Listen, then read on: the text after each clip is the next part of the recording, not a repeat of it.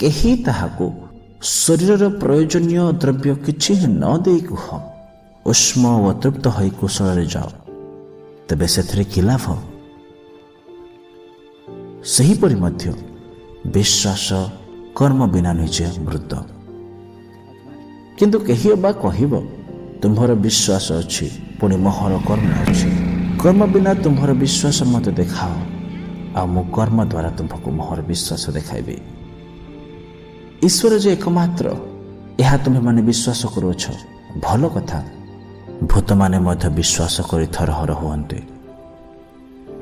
କିନ୍ତୁ ହେ ନିର୍ବୋଧ ମନୁଷ୍ୟ, କର୍ମ ବିନା ବିଶ୍ୱାସ ଯେ ନିଷ୍ଫଳ, ଏହା କ'ଣ ଜାଣିବାକୁ ଇଚ୍ଛା କରୁଅଛ? ଆମ୍ଭମାନଙ୍କ ପିତା ଅବ୍ରାହମ ବେଦୀ ଉପରେ ଆପଣା ପୁତ୍ର ଇସାକଙ୍କୁ ଉତ୍ସର୍ଗ କରିବା ବେଳେ କ'ଣ କର୍ମ ଦ୍ୱାରା ଧାର୍ମିକ ଗଣିତ ହୋଇନଥିଲେ?